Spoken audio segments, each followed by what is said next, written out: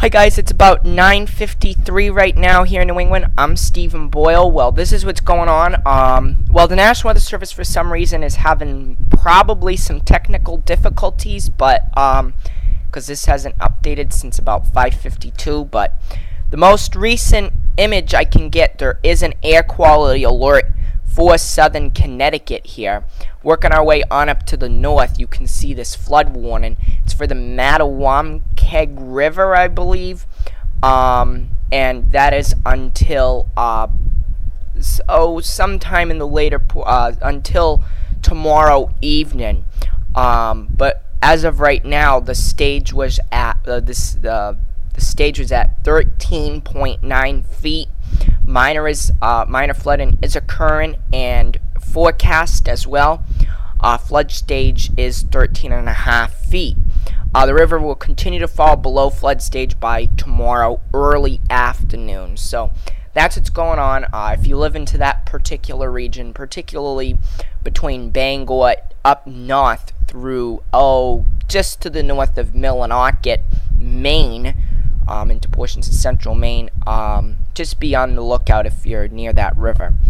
But other than that, bringing you down towards New York City, there is the heat advisory, or at least, at 5:52 there was a heat advisory, as well as the heat advisory down into the excessive heat warning that was down into portions of Philly, and then going on down into the Mid-Atlantic. Nasty heat, really bad. Actually, what I'm going to do is I'm going to zoom out here, and this shows you everything that's going on. Okay, the heat is absolutely heart-wrenching through the Ohio River Valley, portions of Missouri, down on into portions of the southeast. We're talking about 100 to 110 degrees for highs into these regions. Up here into New England, it's weak heat, but it's sticking around for a while. We're seeing this, these upper 80s to around 90 degrees, and this will generally stick around with us through next Sunday. However, after that, oh boy, we could be kind of cooling things down quite a bit. So we'll have to watch out for that. But for right now, nasty heat, and this will sort of broaden out a little bit. We may actually see a little bit more heat. We may see some thunderstorms, which may actually warm us up the middle part of next week, particularly maybe around July 4th. And then after that, we will probably start seeing, yet again another warm-up for the end of the week. Probably by next Saturday will be when the heart of the heat will be coming through here into New England, and then after that, we cool things down. So, that's what's going on. That's a general outlook. Now, some people have been asking me, hey, has it been above average here in New England this past month? Now, some people don't believe it when I actually say no, it was not, or just barely above. But this is the look across the country between the 1st and the 29th. And believe it or not, the whole eastern portion of the country generally was at average to just a tad above or maybe even below.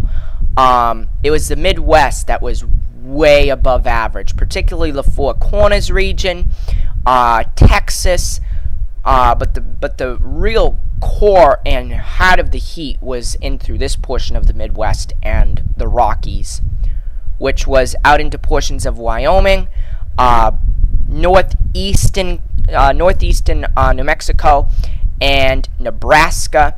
This was the region that saw the worst heat.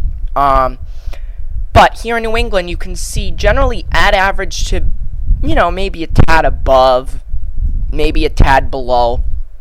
But I would say on average, here in New England, we were at average, which I am actually pretty happy about because I was, there's still a couple more months left of the summer, but my summer forecast did say that we were going to be at to around average, maybe a tad above, maybe a tad below at times. But actually, what's really interesting is that I was looking at something back in late March, and it was actually saying that we were going to get the height of the heat would actually be the end of June into the beginning parts of July. So I'm actually quite impressed with how the models have been handling things so far this year. So fairly good. Hopefully my forecast will not bust at all, and so far it hasn't. Although, essentially what we're doing right now is I think what's going on here is we're actually cramming all of the summertime heat into 2 weeks, because after that things will generally be below average, and you'll see what I mean in just a few minutes. So this is again what's going on right now. We have this area of high pressure, and it's really keeping the heat in here. However, what's different about this is we are not getting a winds coming in from the Gulf of Mexico. They're actually coming in like this, okay, which is actually causing this heat to be a little bit more on the dry side. Now, in my personal opinion, I don't feel any difference, okay? The only time I feel the difference is in the nighttime. But during the daytime, I still get as hot as I would if it were to be humid. But what's actually happening here is we're actually getting air coming in from the desert southwest, and they're actually flowing in to New England, which is keeping us a little bit on the drier side. All right. Now, what's going to eventually happen, it looks like things are going to actually kind of trough out a little bit here tomorrow. So we're actually going to sort of start to see a little bit of a cool down compared to the past couple days, but it'll still be into the upper 80s. What's actually going to start happening, though, is we are going to start seeing a little bit more in the way of muggy conditions, because what's going to happen, start getting an area of high pressure that forms in here, and we start seeing the air flowing in from the Gulf of Mexico, which could cause a few issues. So, yeah, that's what's going to happen. We're going to start seeing the humid weather come in here. Now, what's going to happen by around July 4th is we're going to actually get a chance of some thunderstorms, and you can sort of see that here being indicated by the NAM model. And these will be probably fairly intense, but guess what? These thunderstorms are not going to cool us down for good.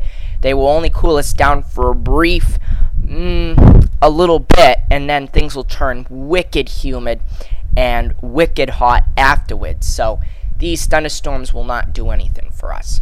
Now, this is what's going on. This is the Canadian model. Let's just go right over to what's happening next in the middle part of next week. These are those thunderstorms. The Canadian is saying they'll happen a little bit later on Wednesday. Okay, but even still, these are fairly intense thunderstorms. I will be watching out for that. I will be keeping an eye on that over the coming week here.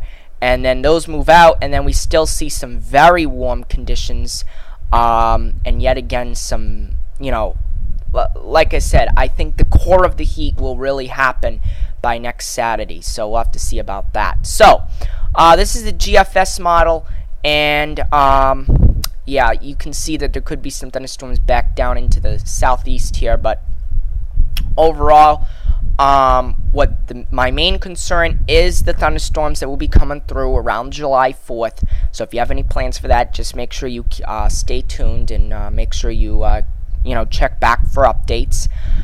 Here is that broad area of high pressure, and what that's going to do, this is next Saturday, is bring the air from the Gulf of Mexico right into New England. So it's generally going to be going like this.